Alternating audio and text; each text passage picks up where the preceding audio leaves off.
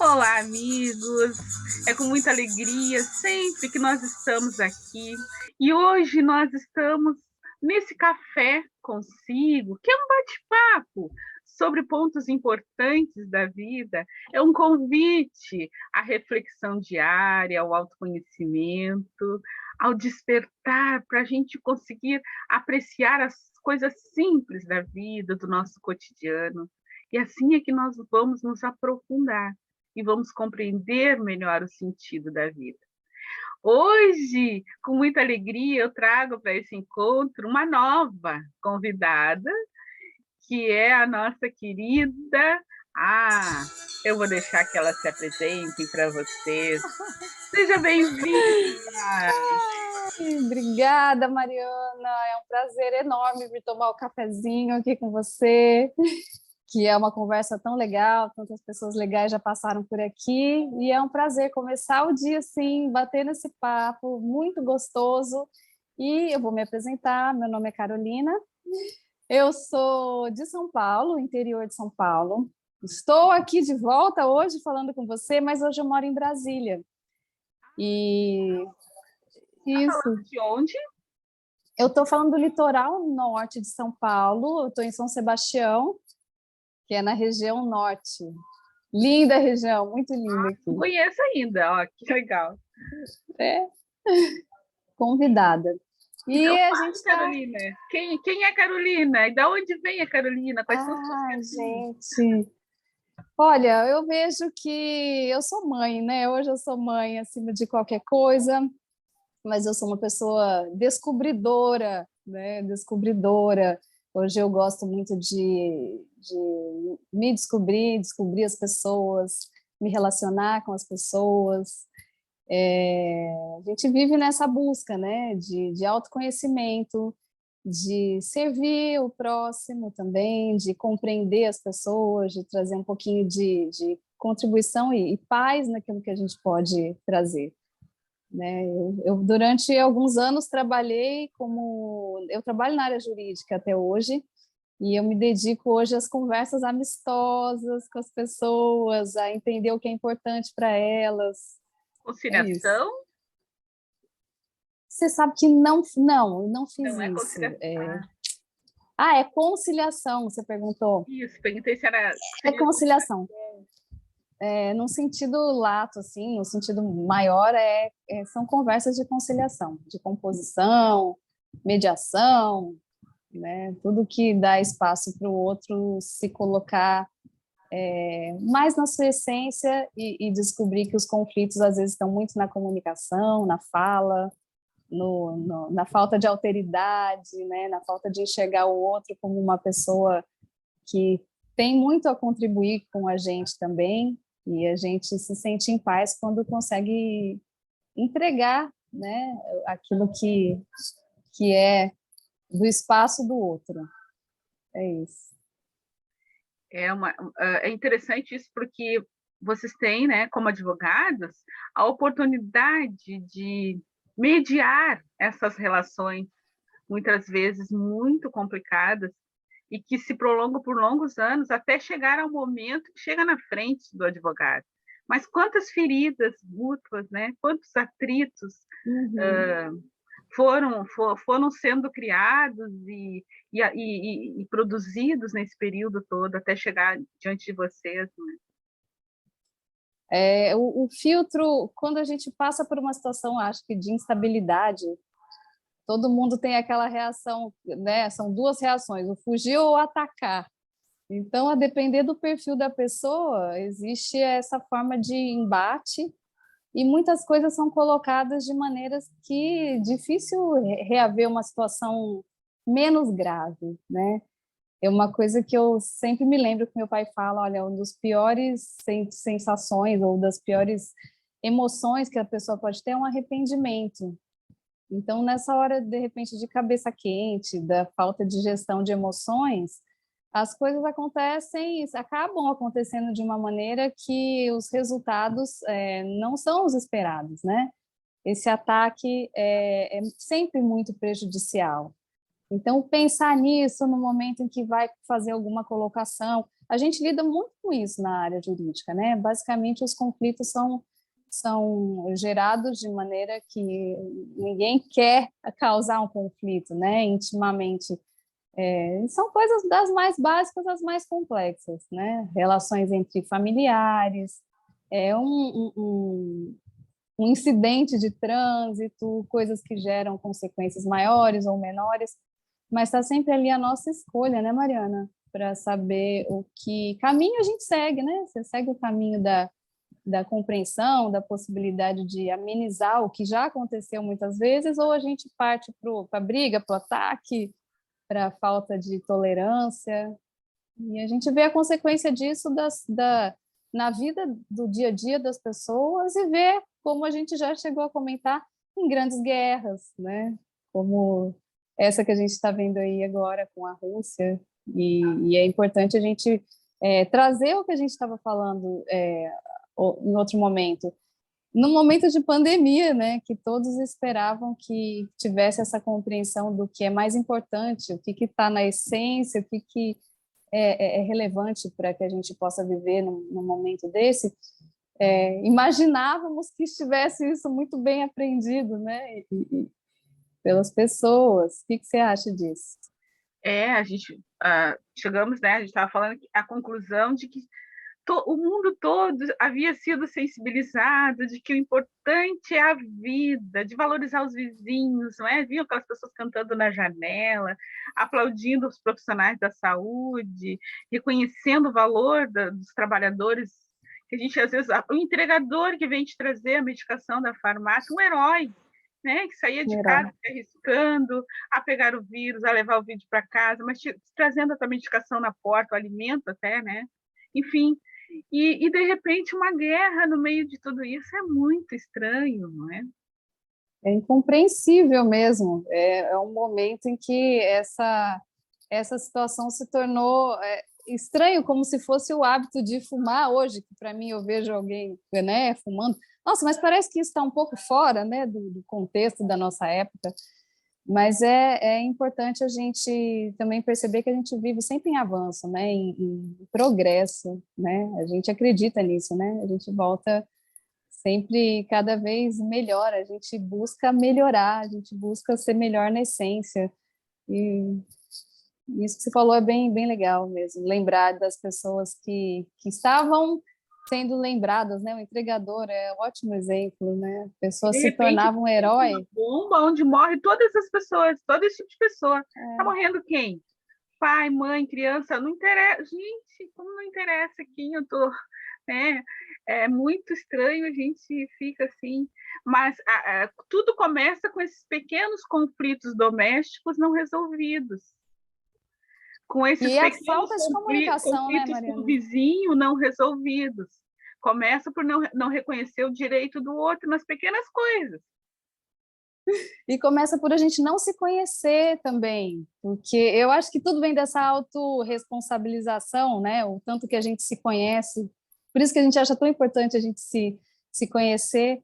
E eu vou contar uma coisa que aconteceu comigo, que eu sempre trago isso quando a gente vai falar de comunicação e da escuta para o outro. Eu me lembro que uma vez eu estava fazendo uma audiência e eu era juíza, né? Eu comentei isso com você, mas talvez as pessoas não saibam. E conduzindo uma audiência de partes muito próximas, né? Até não eram parentes, mas viviam há muito tempo ali, se tratavam como o prima, coisas do interior, bem interior. E as pessoas tentando me comunicar uma coisa no início dessa audiência, e eu estava apreensiva porque eu falei, nossa, eles estão brigando tanto, eu quero trazer um ambiente mais ameno, de mais paz. E aí, no início dessa audiência, eu comecei a falar para eles, olha, meus senhores, aqui a gente vai conversar amistosamente. Eu comecei a passar para eles como que funcionava uma audiência para que tudo corresse bem. Mariana, eles estão eufóricos, e eu, cada vez que eles estavam eufóricos querendo falar e levantando a mão, eu falava, só um minuto, vamos terminar aqui essa nossa combinação, você entendeu e tal. Mariana, eu acho que eu fiquei uns 5 minutos explicando para eles como seria, e eles agitados, né? E a hora que eu dei a fala, né, um deles falou, ó, doutora, a gente já está tudo resolvido aqui, a gente só veio dizer que a gente quer encerrar esse processo. Ai, que lindo! E eu achei o máximo, porque eu tão preocupada com eles e deixei de fazer o básico, que é ouvir. Então, quando a gente para estar presente, para escutar o outro, vem as coisas que são importantes, né? O saber ouvir, o parar para ouvir, parar para escutar. É importante, né? Eu tava estudando um pouquinho, ainda não entendo, vou dizer sinceramente, profundamente, essa proposta da comunicação não violenta. Eu entendo, mas eu acho que eu ainda não consigo viver a prática total daquilo ali. Mas quando eles falam sobre o primeiro pilar, que é a escuta, sem julgamento, Uhum. como essa escuta sem julgamento é importante, essa qualidade do ouvir o outro, né? E isso é uma coisa que a gente está começando a entender agora, essa importância, né? De escutar, de tentar entender que sentimentos a pessoa está trazendo, qual é a necessidade que ela está tentando atender com aquela desordem, aparentemente, para nós, daquele comportamento, mas ela está ali tentando atender uma necessidade que é dela, que é básica, que é humana, que não é fora do contexto do ser humano, né? Que eu posso fazer, o que eu posso pedir nesse momento para ajudar, né? Eu reconheço esses 4 pilares, só que eu reconheço que vivenciá-los, eles assim, conscientemente no dia a dia, como a gente tem dificuldade. Eu vejo assim, sempre a gente é ser humano e sempre é difícil, quando a gente está no contexto, principalmente, quando a gente está ali o cientista da situação, às vezes as coisas ficam mais claras e fica mais fácil identificar, colocar, né, os pilares na vida. Agora, na nossa vida sempre é mais difícil, porque a gente tem os nossos pontos cegos, né, as coisas que a gente não consegue enxergar. E eu vejo que as coisas vêm recebendo nomes, né, e a gente vai ampliando essa percepção do outro, mas tudo sempre esteve aí, né? A gente evolui, aí as pessoas vão conhecendo em maior quantidade as coisas que vêm para o bem, né? Então, assim, são ondas que vão renovando a comunicação ou a ciência em determinadas coisas, e essa questão da comunicação não violenta, eu vejo que as pessoas querem sempre falar de si, né? Então, quando a gente aprende a deixar a pessoa falar um pouco, e uma coisa que eu amo, que eu aprendi com um amigo meu, ele fala para mim, troque todo julgamento por curiosidade. Boa. E aí, quando a gente faz isso, é um ponto, né? Por que eu não faria isso? Mas por que essa pessoa está fazendo isso? E se a gente der espaço para ela falar e escutar, ela vai contar o porquê, né? E o porquê, às vezes, é um porquê tão singelo. São coisas pequenas que, por falta de vazão, até por uma incompreensão da pessoa, como que ela se coloca, como que ela deve falar, e num momento de mais angústia, as coisas, né, enfia-se os pés pelas mãos e uma situação se torna grande, né? O pequeno problema se torna um grande problema. E você comentou a respeito da área jurídica.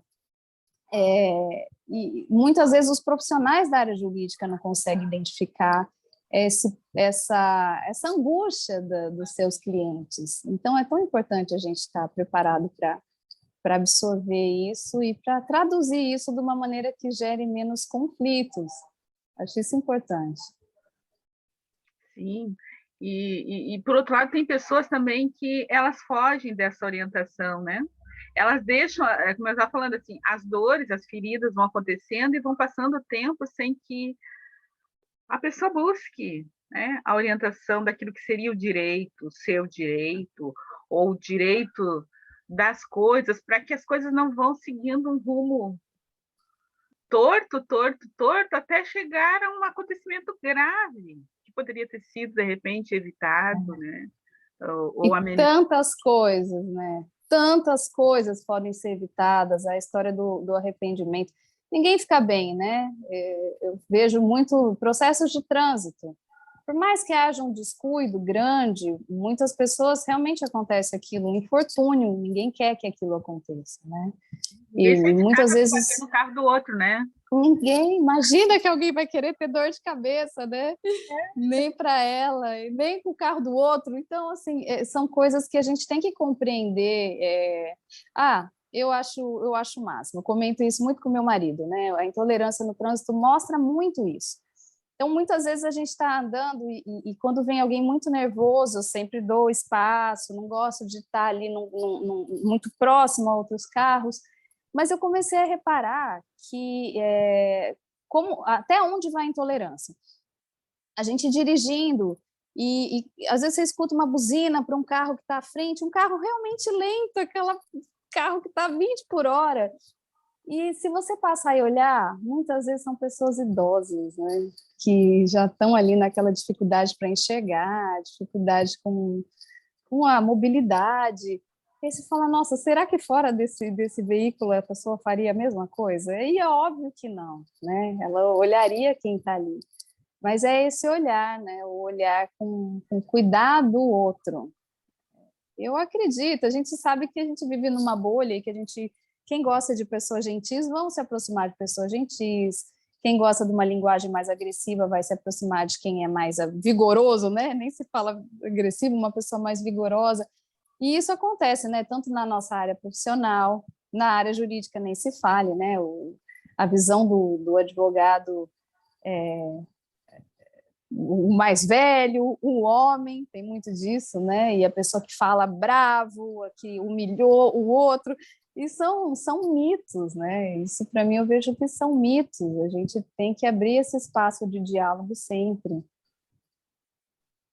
É que a gente conhece também pouco das leis, não é? Uma vez numa dessas questões de estudar para concurso, teve uma advogada que disse, olha, vocês precisam conhecer a Constituição. Por quê? Se vocês fizerem algum procedimento fora fora da lei, ninguém vai perguntar se tu conhecia ou não. Não interessa, a lei vai incidir sobre os teus atos, tu conhendo ou não essa lei. Então, e a gente não precisa falar rebuscado, né? Parece óbvio, mas a gente não é. E isso que ela comentou, é algo assim, a ninguém é dado o desconhecimento da lei. Então, não importa mesmo o que você faça, porque são princípios de convivência, né? Só que a gente chega, às vezes, a uma burocracia tão grande e coisas muito específicas que nem o mais estudioso dos estudiosos teria condição de conhecer tudo, de cabeça, né? E saber. Mas é importante, sim, essa questão da cidadania, passa por conhecer o que é seu direito, o que é o direito do outro, e não como arma para que sejam feitas, sei lá, ameaças, né? É num sentido bem de orientação, que realmente falta educação, né? Educação para exercer o direito, né? Mas é importante mesmo. É interessante. Vai um cafezinho aí, Maria? Estou aqui no meu café, ó. Tenho mesmo cafezinho. Sim. Sabe o que eu acho interessante? Quando começou esses concursos, não faz muito tempo, né? Mas começou a ter aula de leis, a ter uma prova sobre ética, né? E daí tinha que estudar legislação e tal. Pelo menos na área da saúde começou a entrar. E daí a gente foi entender uma série de coisas que a gente não entendia. Por exemplo, que tu não poderia chegar num lugar de vendas de comida e ter produtos estragados à venda. A pessoa não podia deixar até quando ela quer a coisa apodrecendo ali, né? Gente, então são coisas que eu estou falando, é isso, desse ensino básico do direito, o direito tinha que ser uma coisa mais popular, esse ensinamento, assim, chegar mais para o jovem. As pessoas, as crianças. Constituir o ser humano, para não sei, ajudá-lo, né, a desenvolver esse ser ético, né, esse ser de relação social, que toma conta de si, mas toma conta do seu bairro, que está consciente da sua influência, né? E saber acessar, né? Uma reclamação, por exemplo. Engessar, não como uma coisa para então nós vamos criar robô, mas não, pelo contrário, direito é discussão, pelo que eu entendo, é o espaço da palavra, da fala, né? E as pessoas costumam misturar, às vezes, né? Mas eu não gosto de ler, né? O que tem a ver, né? Eu não gosto disso porque eu não gosto de ler. Mas é importante, porque no momento que você vai pedir, de repente, para um vizinho não parar ali né, na sua calçada, são coisas do dia a dia, de convivência entre as pessoas, né? São questões interrelacionais que a gente busca, né? E eu vejo que a gente busca não só para a gente, mas busca para ajudar o outro também, né? A gente busca para ajudar. Então, muitas vezes você vê uma pessoa numa situação de necessidade e você quer, de alguma maneira, compartilhar com ela algo, doar, e as vias adequadas, né? Às vezes, ensinar para ela um caminho de como ela faz para acessar. Não, isso... Exato, né? Acessar o serviço adequado. Muitas coisas não têm, como não tem informação, ficam em desuso, né? As pessoas não usam o serviço de forma adequada. Olha, é isso mesmo que você está comentando, e a sua área da saúde tem relação com isso. Nossa, eu descobri serviço público de saúde maravilhoso em Brasília esses dias, que eu não conhecia, e morando lá, eu não conhecia. Então, a questão passa por uma coisa que cada vez eu acho muito importante, Mariana, eu tenho aplicado isso na minha vida, né?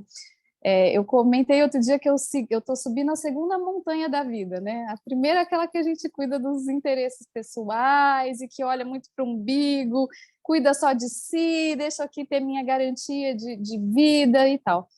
Mas a partir do momento que a gente começa a olhar para fora e ver que a gente pode contribuir, e é isso que você está falando, é cada um com a sua área. O que eu posso contribuir, ensinar para outra pessoa, né? Se todos fizessem isso, eu fiquei sabendo desse serviço porque uma pessoa da saúde compartilhou comigo. E aí a gente sente a necessidade também de retribuir as coisas. Então, quando a gente sabe de uma coisa boa, a gente não deve guardar para si, né? E é importante, né? Não transformar tudo, de repente... mas isso é meu... Às vezes tem isso, né? Nas áreas profissionais. Mas isso é minha fonte de renda, eu trabalho com isso. Mas você não pode dar uma informação para a pessoa, né? Você não pode, de repente, gravar um vídeo e esclarecer para a pessoa como que ela faz para acessar um serviço. Isso faz parte da caridade, né? Faz parte da doação também. Não o simples ato de repente, dar algo material, que também é importante muitas vezes. Mas tem essa outra doação, né? A doação de si, a doação do seu conhecimento. Então, tão usual hoje, né, também das pessoas divulgarem informação em rede social. Então, acho que isso é um estímulo para quem tem, de repente, alguma coisa para compartilhar, que a gente faça isso numa rede, né, numa rede de informações. Sabe que eu comecei a pensar um pouco nessa relação de saúde e direito, quando uma vez eu peguei um menino no hospital, e ele muito magrinho, o Rian, e ele muito alegre, serelepe, e eu conheci ele na UTI pediátrica. Ele tinha passado por uma cirurgia de intestino. Então, por coisas simples, obstrução por ascaris. Olha só. Então, assim, gente, aí cai a ficha do quanto falta de se educar as pessoas. E ele tinha direito, e esses pais dele tinham direitos de saber, que não precisa, né, as condições de higiene. Então, essas coisas que eu falo, assim, daí o direito fala de educação, o direito fala de saúde, o direito fala da qualidade de vida também das pessoas, de proteção à vida, né?